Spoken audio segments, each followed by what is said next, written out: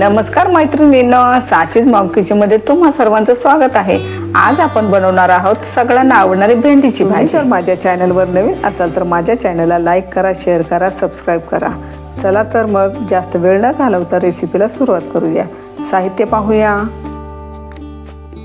अर्धा किलो प्रमाणात मी भेंडी घेतलेली आहे। ती स्वच्छ धुवून नंतर कॉटनच्या कपड्याने पुसून मग तिला बारीक अशी कापून घेतलेली आहे। जास्त बारीकही करायची नाही, या पद्धतीने अशी कापून घ्यायची आहे।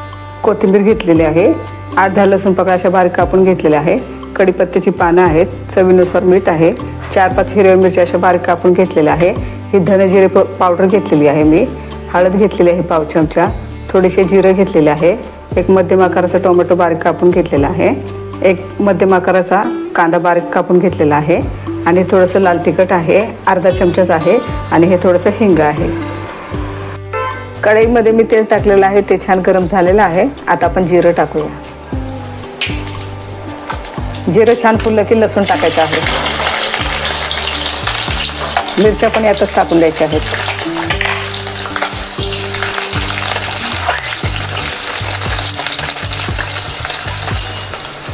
बारीक चिरून घेतलेला कांदा टाकायचा आहे। आता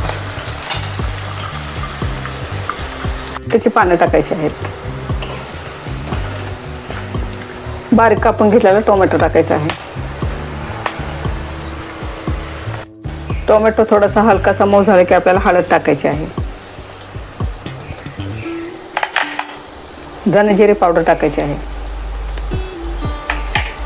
हिंग आणि लाल तिखट टाकायचं आहे।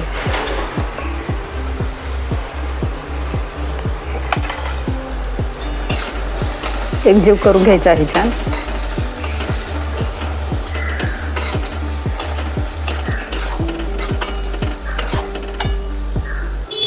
मसाले छान भाजून झाल्यानंतर आपल्याला थोडीशी कोथिंबीर टाकायची आहे।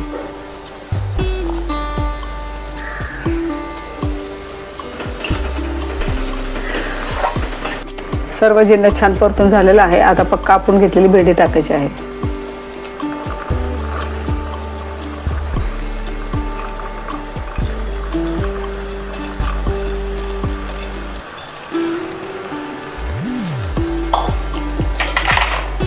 चवीनुसार मीठ टाकायचं आहे।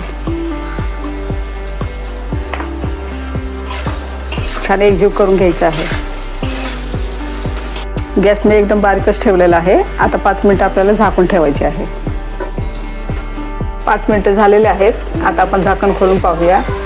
भेंडी छान मिक्स करायची आहे। आणखीन 5 मिनिटं आपण झाकण लावून शिजवून घेणार आहोत। 5 मिनिटं झालेले आहेत। आता आपण झाकण काढूया।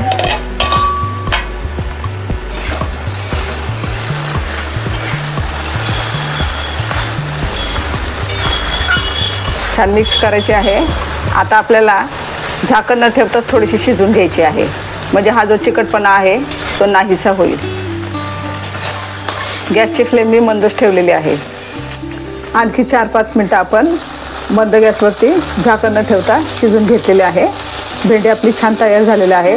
तुम्ही पाहू शकता थोडी सुद्धा चिकट झालेली नाहीये, छान अशी मोकळी झालेली आहे। अशाच नवनवीन रेसिपी पाहण्यासाठी माझ्या चॅनलला लाईक करा, शेअर करा, सबस्क्राइब करा। पुन्हा भेटूया एका नवीन रेसिपी सोबत। तोपर्यंत पौष्टिक खा आणि मस्त रहा। धन्यवाद।